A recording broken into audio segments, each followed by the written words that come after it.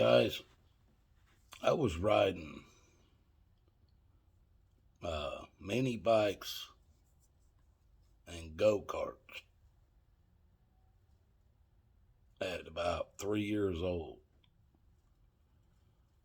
My first dirt bike, my parents told me I'd never own.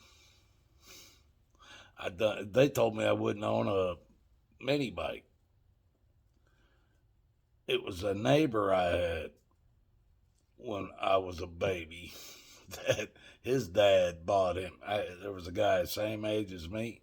We lived next door to each other.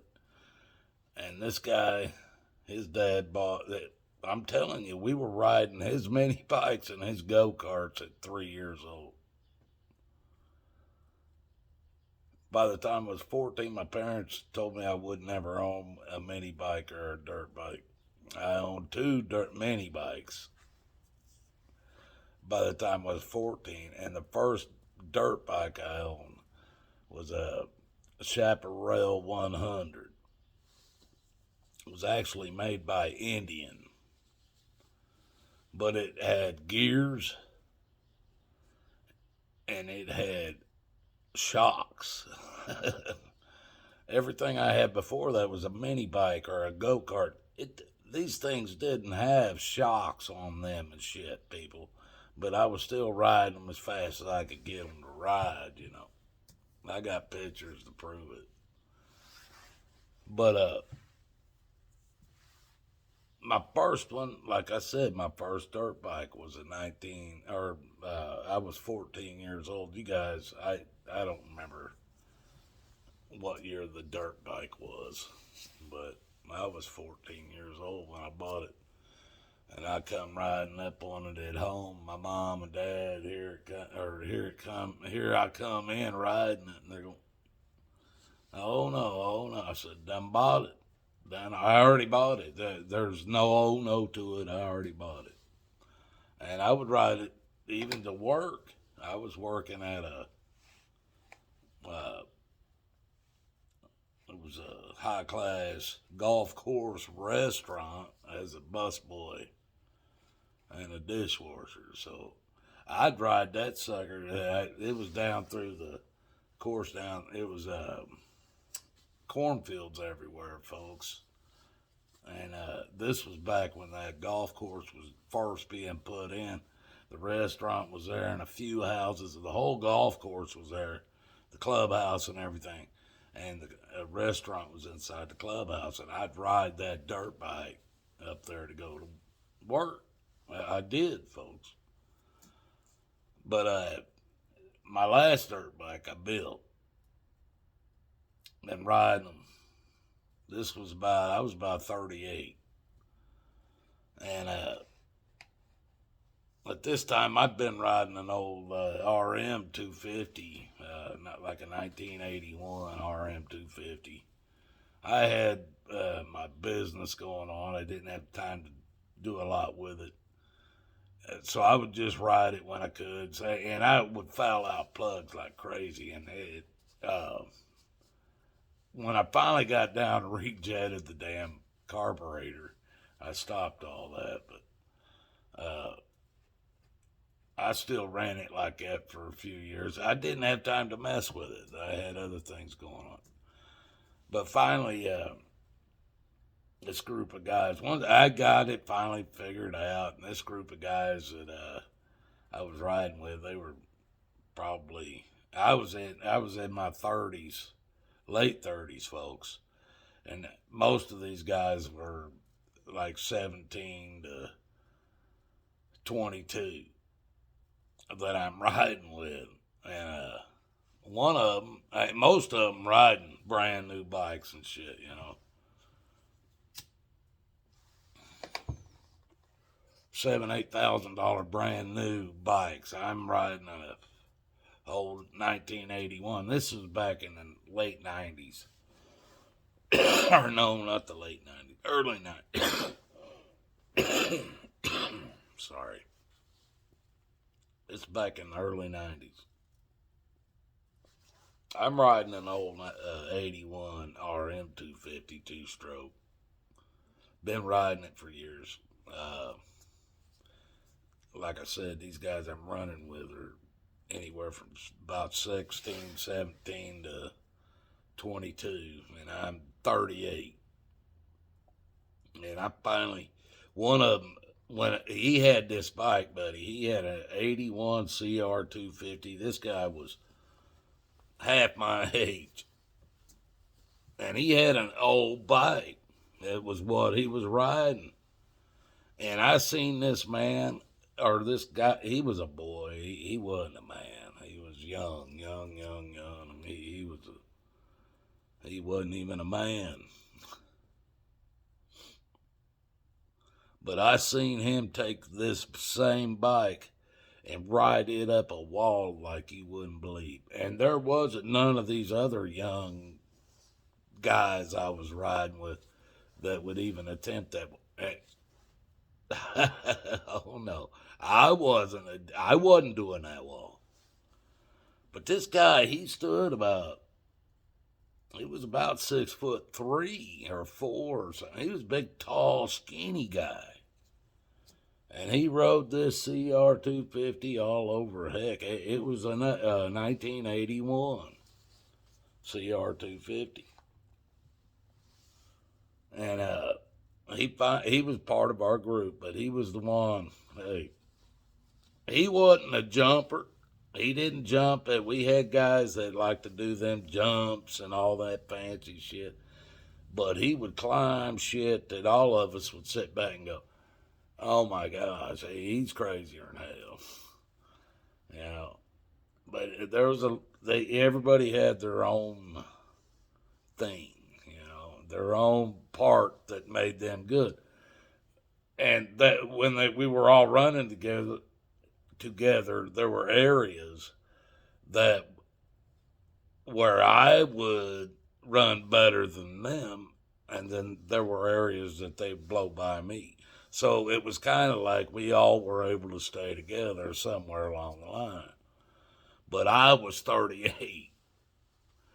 So I would decided, you know what, I'm going to build this guy. This guy that he was a climber, man. It used to blow my mind, the stuff he would climb on this bike. And he come pulling in one weekend, and he said, "Hey, man," he was riding a brand spanking new CR 250, brand spanking new. And I'm looking, and he's got a smile on his face. I'm going, "Man, what'd you do with your other bike?" He goes, "I still got it." I said, "I want it." And he goes, "All right." And so I took that bike from him, and I went and there was a man in Phoenix that he was a championship racer for KNM or KMN, or no, I think it's KNM racing team. He was a championship racer for them, and then he retired and he opened up a shop in Phoenix, Arizona, and he had a lot of people that done work on their stuff through his shop that I ran into riding with him. And so I would talk to them, and they'd tell me about this guy. So when I bought this CR 250, I took this from this guy that he bought a brand new bike. I took it home, and I stripped it down to the frame, pulled everything off of it. I took the motor over to that shop that I said this guy was a KNM racer that opened up. And I told him I wanted it bored out, bigger piston, ported, polished. I said, I want everything you can do to it to get another mile per hour out of it. Between 0 to 100. And that's what I stressed to him. I left the motor there.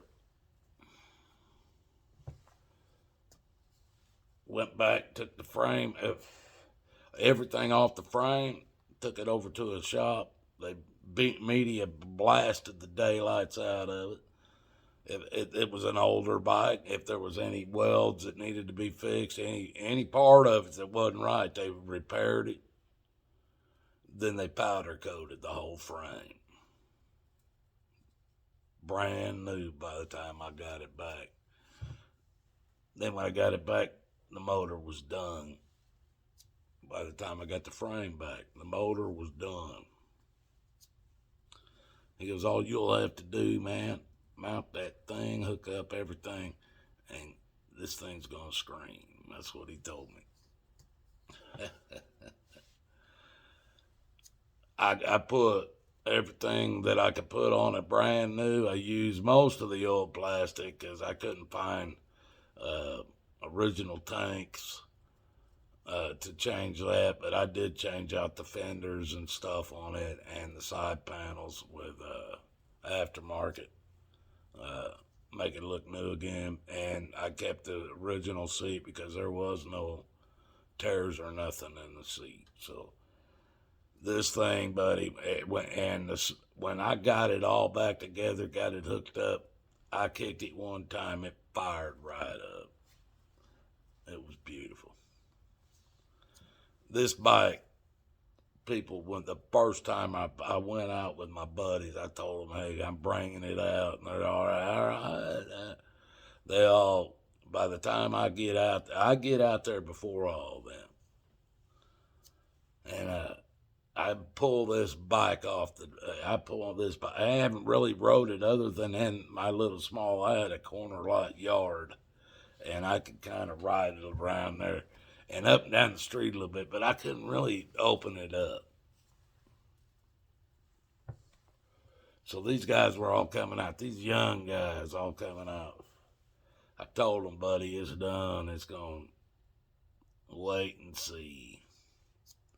Like I said, I got out there early, got it off the trailer, and I'm riding it around a little bit, trying to get used to the throttle control and everything, and how much throttle it's got, and I'm playing with it a little bit, and I start seeing, hey, we're out in the desert, folks, and there's berms and hills and even rocks and mountains and shit all around us. It's Sycamore Creek out in Arizona. But most of it's about 100-yard wide, dried up sand river bottom is what it was. But we were back up on the hillside where the dirt was, so I had a lot of, it wasn't just slinging sand. I was grabbing with my knobby. I was grabbing in the dirt. And so I waited for this one guy to get there. And he was a badass rider, man. I thought he was professional. Good enough to be professional. I thought that. I've been riding all my life. He'd been riding a few years. But he didn't believe me what kind of power I was telling him about this bike. And I didn't really know it either. So I was waiting for him. There was where I had parked, and everybody else would park around me because I had a trailer that hauled my RM and my CR. So I had a trailer and a van that pulled all this. I could sleep in my van, folks. So I made the spot where we were all going to camp and shit for the weekend. And I was out running. So they started pulling in. This one guy, like I said, he was a guy I wanted. He outrode most of us. He was about 22. And so I had this big long line right straight in front of where I set up my camp at, that everybody else is setting up at. And my buddy pulled in, and he was sitting there, and he was pulling his bike off his trailer and stuff, or out of the back of his truck. He had it up in the back of his truck. He's pulling it off, and he sees me up here, up on this hill, and there's a big straightaway coming down in front of him. And this is the first time I ever got on this bike and laid into it for a long ways, and I just did it, man. I just cracked it run down through there. I was flying, folks.